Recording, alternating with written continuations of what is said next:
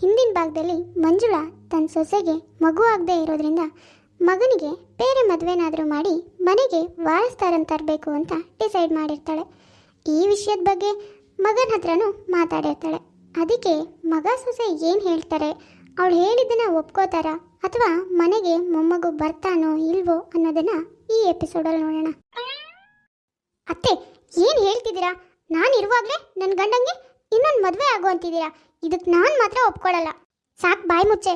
ಅಲ್ಲ, ನಿನ್ನ ಒಪ್ಪಿಗೆ ಇವಾಗ ಯಾರೇ ಕೇಳಿದ್ರು? ನೋಡು ಮಗನೇ, ನೀನು ಹೇಳು. ನಿನಗೆ ಒಪ್ಪಿಗೆ ಆದರೆ ಅಷ್ಟೇ ಸಾಕು. ಏನಮ್ಮ ನೀನು? ಅಲ್ಲ, ನನ್ನ ಹೆಂಡತಿ ಇದ್ದಾಳೆ, ಹಾಗಿರುವಾಗಲೇ ಯಾಕೆ ಎರಡನೇ ಮದುವೆ ಆಗಲಿ ನಾನು? ನಿನ್ಗೇನಾಗಿದೆ? ಸುಮ್ಮನೆ ಇರೋಕ್ಕಾಗಲ್ವಾ? ಹೌದಪ್ಪ, ನಿನಗೇನೋ ಹೆಂಡತಿ ಇದ್ದಾಳೆ, ಆದರೆ ಅವಳಿಂದ ಈ ಮನೆಗೆ ಒಂದು ವಾರಸ್ದಾರನ್ನು ಕೊಡೋ ಯೋಗ್ಯತೆ ಇಲ್ವಲ್ಲ. ಹಾಗಿರುವಾಗ ಆ ಹೆಂಡತಿ ನೀನಾದರೂ ಇಟ್ಕೊಂಡು ಏನು ಮಾಡ್ತೀಯಾ? ಅಮ್ಮ, ನಿನಗೆ ನಾನು ಹೇಳೋದು ಯಾಕೆ ಅರ್ಥ ಆಗ್ತಿಲ್ಲ?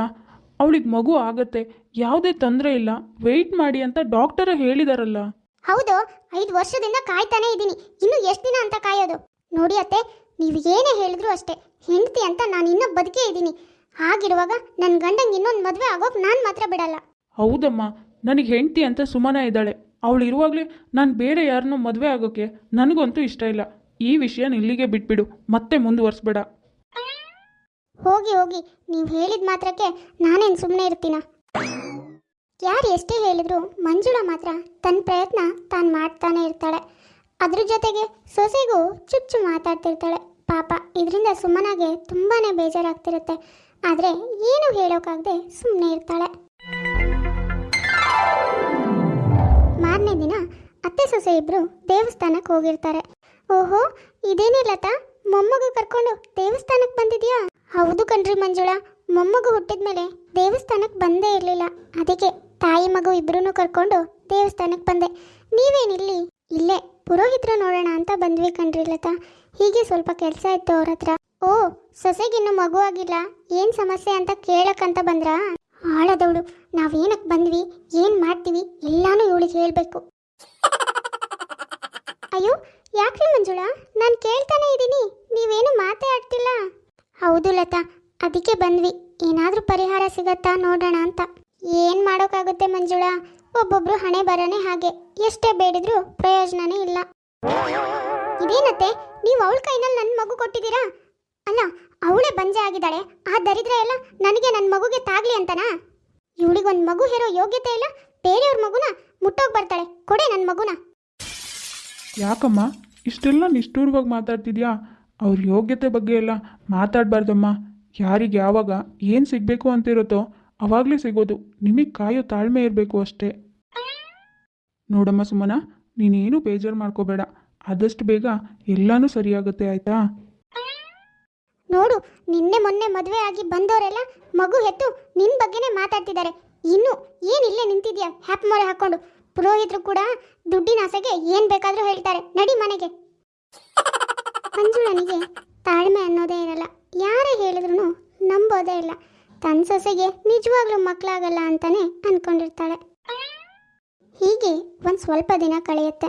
ಒಂದಿನ ಊರಲ್ಲಿ ಕಾವೇರಿ ಮಗಳ ಮದುವೆ ಇರುತ್ತೆ. ಆ ಮದುವೆಗೆ ಸುಮನ ಮತ್ತು ಮಂಜುಳನಿಗೂ ಇನ್ವೈಟ್ ಮಾಡಿರ್ತಾರೆ. ಹಾಗಾಗಿ ಇಬ್ಬರು ಮದುವೆಗೆ ಬರ್ತಾರೆ.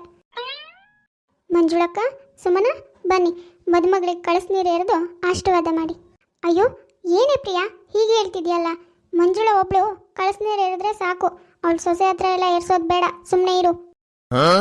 ಯಾಕೆ ಲತಾ ಹೀಗೆ ಹೇಳ್ತಿದ್ಯಾ? ಸುಮನ ಏನು ದೂರದವಳೇನೆ, ಊರು ಮನೆ ಹುಡುಗಿ, ಅದು ಅಲ್ಲದೆ ನೆಂಟ್ರು ಹುಡುಗಿ, ಕಳಿಸ್ನೀರು ಎರಿಲಿ ಬಿಡೆ.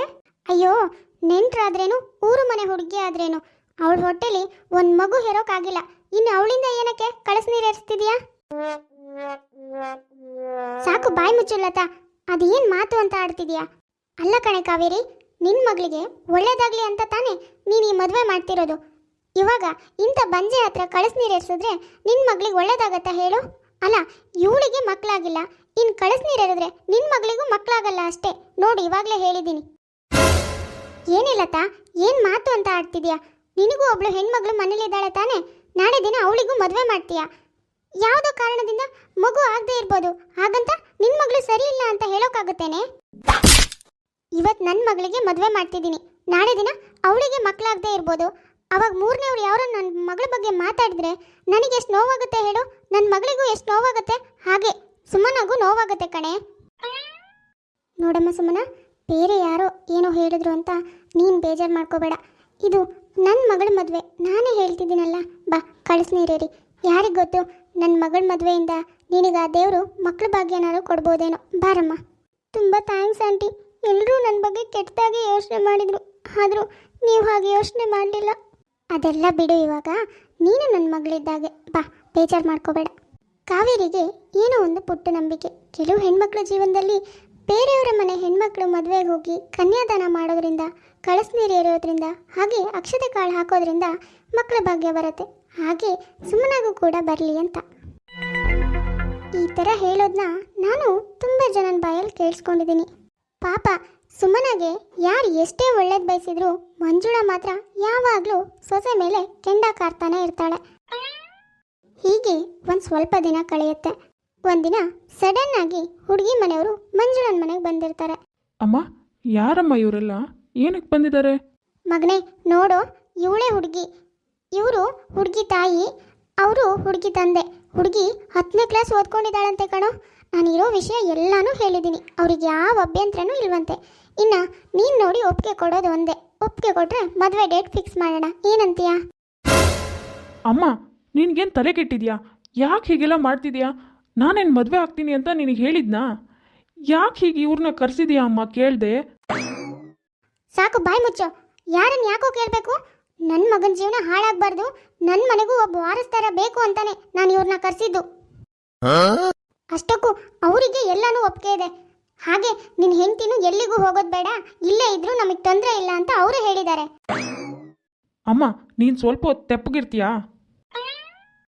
ನೋಡಿ, ನನಗೆ ಯಾವ ಮದುವೆ ಆಗೋಕ್ಕೂ ಇಷ್ಟ ಇಲ್ಲ. ನೀವಿನ್ನು ಹೊರಡ್ಬೋದು. ಇದೇನಮ್ಮ ನೀವು ಮನೆಗೆ ಕರೆದು ಹೀಗೆ ಮಗನ ಮುಂದೆ ಅವಮಾನ ಮಾಡ್ತಿದ್ದೀರಾ? ನೀವು ಕರಿದೇ ಇದ್ರೂ ಪರವಾಗಿರಲಿಲ್ಲ. ನನ್ನ ಮಗಳಿಗೇನು ಗತಿ ಇಲ್ವಾ? ನನ್ನ ಮಗಳಿಗೆ ರಾಜ್ಕುಮಾರಿಗೆ ಕೊಡ್ತಿದ್ದೆ. ನಿಮ್ಮಂಥ 2ನೇ ಸಂಬಂಧ ಬೇಕಾಗಿರಲಿಲ್ಲ. ಆದರೂ ಏನೋ ಬಂದು ಕೇಳಿದ್ರಲ್ಲ ಅಂತ ಬಂದೆ. ಆದರೆ ನಿಮ್ಮ ಮಗ ಹೀಗೆ ಮಾತಾಡ್ತಿದ್ದಾರೆ. ಸ್ವಲ್ಪ ಮಗ ತಾಯಿಗೆ ಮಾತಾಡ್ಕೋಬೇಕು ಅಂತ ಗೊತ್ತಾಗಲ್ವೇನಮ್ಮ ನಿಮಗೆ? ಯಾಕೋ ಅವ್ರನ್ನೆಲ್ಲ ಕಳಿಸ್ದೆ? ಜೀವನ ಪೂರ್ತಿ ಈ ಗೊಡ್ಡ ಹೆಂಡತಿ ಕಟ್ಕೊಂಡೇ ಇರ್ತೀಯೇನೋ ನೀನು? ಇವಳು ಹಣೆ ಬರ್ದಲ್ಲಂತೂ ಮಗು ಆಗೋ ಅದೃಷ್ಟನೇ ಇಲ್ಲ, ಮಗು ಆಗೋದು ಇಲ್ಲ, ನನಗೆ ಗೊತ್ತು. ಸಾಕು, ಸುಮ್ಮನೆ ಇರಮ್ಮ. ಆ ಅದೃಷ್ಟ ನನ್ನ ಹಣೆ ಬರ್ದಲ್ಲೇ ಇಲ್ಲ. ಅಯ್ಯೋ ಮಗನೇ, ಏನೋ ಹೇಳ್ತಿದ್ಯಾ? ಹೀಗಂದ್ರೆ ಏನೋ ನಿನ್ನ ಮಾತಿನ ಅರ್ಥ? ಹೌದಮ್ಮ, ಸುಮನನ ಡಾಕ್ಟರ್ ಹತ್ರ ಚೆಕಪ್ ಮಾಡ್ಸೋಕೆ ಕರ್ಕೊಂಡೋದಾಗ ನಾನು ಚೆಕಪ್ ಮಾಡಿಸ್ದೆ. ಅವಾಗ ಡಾಕ್ಟರ್ ಹೇಳಿದ್ರು, ನಿಮ್ಮ ಹೆಂಡ್ತಿಗೆ ಏನೂ ಪ್ರಾಬ್ಲಮ್ ಇಲ್ಲ, ಅವ್ರಿಗೆ ಮಕ್ಕಳಾಗತ್ತೆ. ಆದರೆ ನಿಮಗೆ ಪ್ರಾಬ್ಲಮ್ ಇರೋದು, ನಿಮಗೆ ಮಕ್ಕಳಾಗಲ್ಲ ಅಂತ ಹೇಳಿದ್ರು. ಅಯ್ಯೋ ದೇವ್ರೇ, ಏನೋ ಹೀಗೆ ಹೇಳ್ತಿದ್ಯಾ? ಅಯ್ಯೋ ಭಗವಂತ, ಬಂಗಾರದಂತ ನನ್ನ ಮಗನ ಜೀವನ ಹೀಗಾಗೋಯ್ತಲ್ಲ. ಅಯ್ಯೋ ದೇವ್ರೇ, ಮಗನೇ ಏನೋ ಹೇಳ್ತಿದ್ಯಾ ಹೀಗೆ? ನೋಡ್ ಮಗನೇ, ಡಾಕ್ಟ್ರೇ ಏನೋ ಕರೆಕ್ಟಾಗಿ ಚೆಕ್ ಮಾಡಿರಲ್ಲ ಕಣೋ. ನೀನು ಅದನ್ನೆಲ್ಲ ನಂಬೇಡ. ಯಾವುದಾದ್ರೂ ಒಳ್ಳೆ ಡಾಕ್ಟ್ರ್ ಹತ್ರ ಹೋಗಿ ತೋರಿಸ್ಕೊಂಬಾರೋ. ಹಾಗೆಲ್ಲ ಏನೂ ಇರಲ್ಲ ಕಣೋ ಮಗನೇ. ಇಲ್ಲಮ್ಮ, ನಾನು ಕರೆಕ್ಟಾಗೇ ಚೆಕ್ ಮಾಡಿಸಿದ್ದೀನಿ. ಡಾಕ್ಟ್ರು ಕರೆಕ್ಟಾಗಿ ರಿಪೋರ್ಟ್ ಕೊಟ್ಟಿದ್ದಾರೆ. 2-3 ಸತಿ ಚೆಕ್ ಮಾಡಿನೇ ರಿಪೋರ್ಟ್ ಕೊಟ್ಟಿರೋದು. ಅವ್ರು ನಿಜವಾಗ್ಲೂ ಹೇಳಿದಾರಮ್ಮ, ನನಗೆ ಮಕ್ಕಳು ಆಗಲ್ವಂತೆ. ಸರಿ, ಹೋಗ್ಲಿ ಬಿಡಪ್ಪ. ಆ ದೇವರಿಗೆ ನಿನಗೆ ಮಗು ಕೊಡೋಕೆ ಇಷ್ಟ ಇಲ್ಲ ಅಂದರೆ ಪಾಪ ನೀನಾದರೂ ಅದಕ್ಕೆ ಏನು ಮಾಡೋಕ್ಕಾಗುತ್ತೆ? ನೀನು ಅದಕ್ಕೆಲ್ಲ ಮನ್ಸು ನೋಯಿಸ್ಕೋಬೇಡ ಮಗನೇ. ಏನೋ ಮಗ ಸೊಸೆ ಹೀಗೆ ನನ್ನ ಕೆಣ್ಣೆದ್ರಿಗೆ ಚೆನ್ನಾಗಿದ್ರೆ ಸಾಕು, ಅದೇ ನನ್ನ ಆಸೆ. ಅದೇನೋ ಮಗು ಸಾಕ್ತೀವಿ ಅಂತಿದ್ರಲ್ಲ, ಹಾಗೆ ಮಾಡ್ರಪ್ಪ. ನೋಡಿದ್ಯಾ ಅಮ್ಮ, ನಿನ್ನ ಮಗನಿಗೆ ಮಕ್ಕಳಾಗಿಲ್ಲ ಅಂತ ಗೊತ್ತಾದ ಕೂಡಲೇ ನೀನು ಯಾಕೆ ನಿನ್ನ ಸೊಸೆಗೆ ಬೇರೆ ಮದುವೆ ಮಾಡಬೇಕು ಅಂದ್ಕೊಂಡಿಲ್ಲ? ಅದ್ರ ಬದಲಿಗೆ ಗಂಡ ಹೆಂಡತಿ ಇಬ್ಬರು ಚೆನ್ನಾಗಿರಿ ಅಂತಿದ್ಯಾ.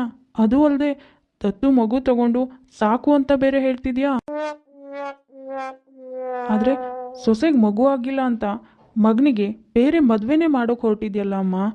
ಪಾಪ ಅವಳು ಕೂಡ ನಿನ್ನ ಮಗನ ಥರನೇ ಯಾರೋ ಹೆತ್ತಿರೋ ಮಗಳಲ್ವೇನಮ್ಮ. ಅವರಿಗೂ ಬೇಜಾರಾಗುತ್ತೆ. ನಿನಗೆ ಹೇಗೆ ಬೇಜಾರಾಗುತ್ತೋ ಅವಳನ್ನ ಹೆತ್ತೋರಿಗೂ ಬೇಜಾರಾಗುತ್ತೆ. ಅದೆಲ್ಲ ಯಾಕಮ್ಮ ನಿನಗೆ ಅರ್ಥ ಆಗ್ತಿಲ್ಲ?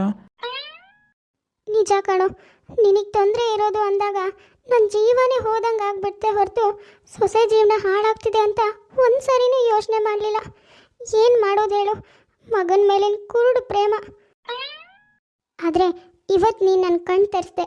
ನನ್ನ ಸೊಸೆ ನನ್ನ ಮನೇಲೇ ಇರ್ತಾಳೆ. ಅವಳಿಗೆ ಮಗು ಆದರೂ ಅಷ್ಟೇ, ಆಗದಿದ್ರೂ ಅಷ್ಟೇ, ಅವಳ ನಾನು ಮಾತ್ರ ಯಾವತ್ತೂ ದೂರ ಮಾಡ್ಕೊಳ್ಳಲ್ಲ. ಮಗನೇ, ಏನೋ ಮಗುನ ದತ್ತಕ್ಕೆ ತಗೋತೀವಿ ಅಂತಿದ್ರಲ್ಲ, ಹೋಗಿ ತಗೋಬನ್ನಿ, ನಂದು ಯಾವ ಅಭ್ಯಂತರನೂ ಇಲ್ಲ. ಇದಾದ್ಮೇಲೆ ಪ್ರವೀಣ್ ಮತ್ತೆ ಸುಮನ ಇಬ್ರು ಒಂದು ಪುಟ್ಟ ಮಗುನ ದತ್ತು ತಗೋತಾರೆ. ದತ್ತು ತಗೊಂಡು ಒಂದೇ ವರ್ಷಕ್ಕೆ ಸುಮನಗೆ ಒಂದು ಪುಟ್ಟ ಮಗು ಹುಟ್ಟತ್ತೆ. ಇದಾದ್ಮೇಲೆ ಮಂಜುಳಾ ಆ ಪುಟ್ಟ ಇಬ್ರು ಮೊಮ್ಮಕ್ಕಳ ಜೊತೆ ಆರಾಮಾಗಿ ಖುಷಿಯಾಗಿ ಆಟ ಆಡ್ಕೊಂಡಿರ್ತಾಳೆ. ನೋಡಿದ್ರಲ್ಲ ವೀಕ್ಷಕರೇ, ಇವತ್ತಿನ ನಮ್ಮ ವಿಡಿಯೋ ಸ್ವಲ್ಪನಾದರೂ ಇಷ್ಟ ಆಗಿದ್ರೆ ಪ್ಲೀಸ್ ನಮ್ಮ ಚಾನಲ್ನ ಸಬ್ಸ್ಕ್ರೈಬ್ ಮಾಡ್ಕೊಳ್ಳಿ, ಲೈಕ್ ಮಾಡಿ, ಶೇರ್ ಮಾಡಿ, ಹಾಗೆ ಕಮೆಂಟ್ ಮಾಡಿ. ತುಂಬ ಜನ ಹಾಗೆ ವಿಡಿಯೋಸ್ ನೋಡ್ತಾ ಇದ್ರೆ ದಯವಿಟ್ಟು ಸಬ್ಸ್ಕ್ರೈಬ್ ಮಾಡ್ಕೊಳ್ಳಿ. ಸರಿ ವೀಕ್ಷಕರೇ, ನಾನಿನ್ನ ಹೊರಡ್ತೀನಿ. ನೆಕ್ಸ್ಟ್ ವಿಡಿಯೋದಲ್ಲಿ ಮತ್ತೆ ಸಿಗೋಣ.